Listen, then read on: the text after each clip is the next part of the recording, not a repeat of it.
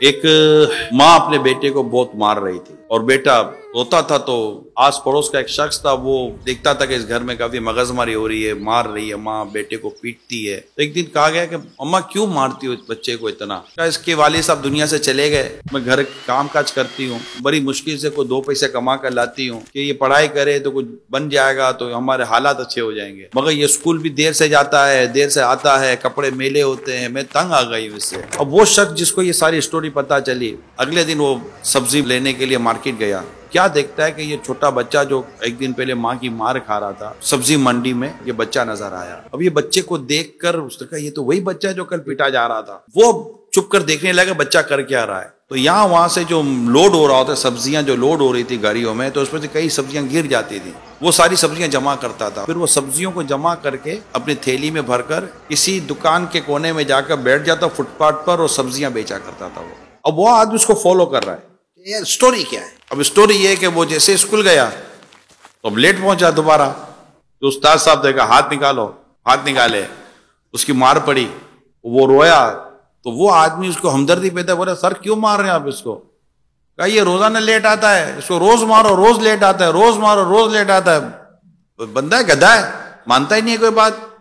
तो अब उसकी समझ में तो सारी कहानी आ गई थी कि ये है क्या। उसने टीचर को कहा कि आप एक काम करें, मैं आपको इंशाल्लाह इसके ताल्लुक से कुछ बयान करूंगा। अगले दिन इसकी माँ ने फिर से मारा पीटा, वही कपड़े में लेकर के और सारा हिसाब किताब बनाकर वो गया था। उससे इसकी अम्मा को कहा कि उसको मारो नहीं, मेरी बात सुनो, मैं आपको कुछ बताना चाहता हूँ। फिर वो बच्चा सुबह जब स्कूल के लिए निकला तो उसने इसकी अम्मी को कहा कि आप फला जगह पर आकर देखे क्या हो रहा है। तो उसकी माँ कहीं चुप कर अब देख रही थी बेटा क्या कर रहा है। इससे फोन करके उस्ताद साहब को बुलाया, टीचर को, कि जरा आकर देखिए कि बच्चा क्या कर रहा है। अब दोनों कोने में कहीं अलग अलग प्लेसमेंट कर दी और चुप कर देख रहे थे। तीसरा ये आदमी था जो इनको दिखा रहा था। अब बच्चा वही रूटीन, वही सब्जियां जमा करना, सब्जियों को थैली में डालना, सब्जियां बेचना, कपड़े मेले हो जाना।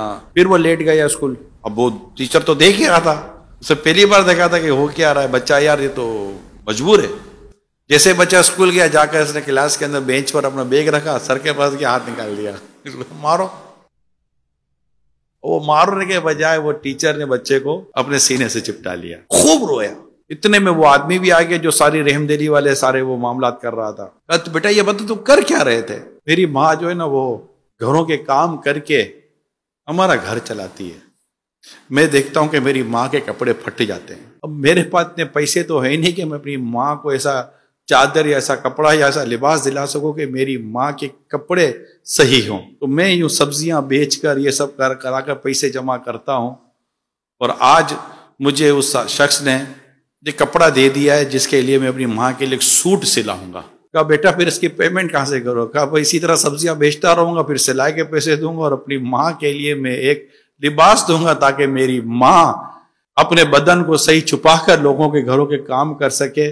मैं इसीलिए मेरी माँ की भी मार खाता हूं, अपने टीचर की भी मार खाता हूं, मैं सब कुछ करता हूं ताकि मैं अपनी माँ का एक अच्छा सा लिबास सिलवाने में कामयाब हो जाऊं। गरीब घराना अपना घर कैसे चलाता है ये बाद वक़्त हमें पता ही नहीं चलता। ये सफेद पोश फैमिलीज की स्टोरीज होती हैं।